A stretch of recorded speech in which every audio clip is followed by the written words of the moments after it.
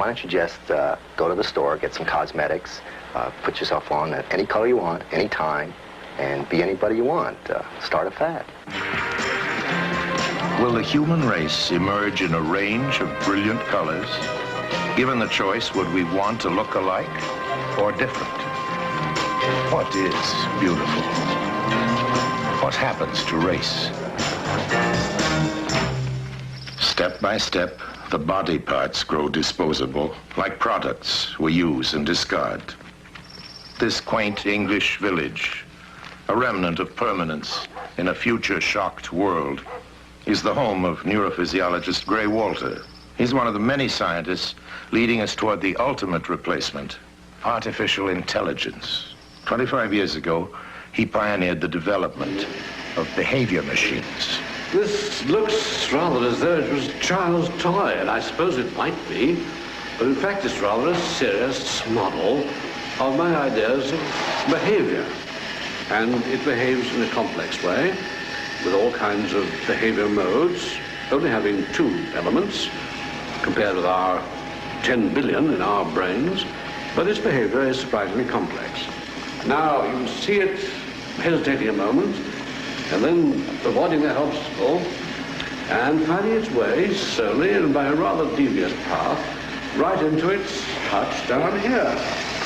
And so, rather like us, it has a sense of priorities, although it's such a very simple toy, but not really just a toy, a model of behavior. Descendants of creatures like those of Dr. Walter.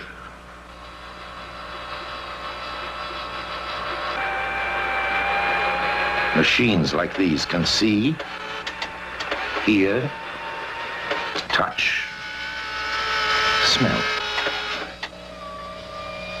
They can solve problems that would normally require human intelligence. Like simple living organisms, they respond to changes around them and act accordingly. We might one day duplicate man, his form, his body, his actions and reactions, carefully engineered for lifelike appearance. A diaphragm.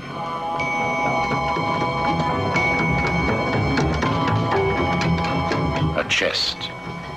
A simulated breathing human being.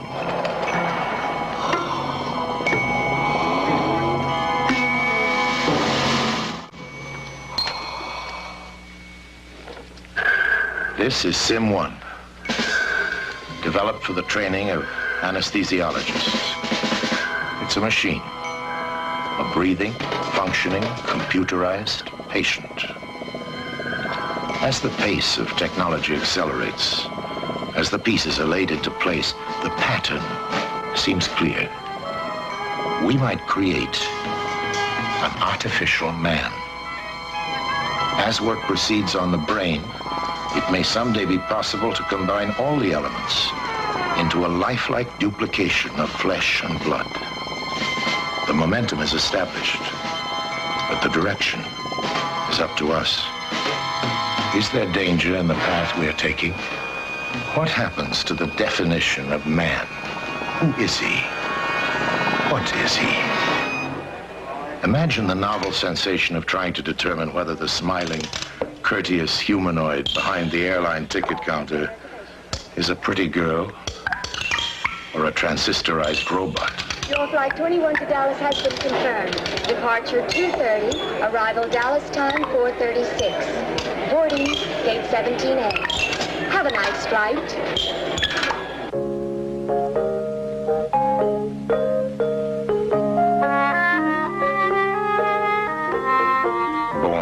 Into a future-shocked world in which machines and science cause changes that shatter basic institutions like church, school, family.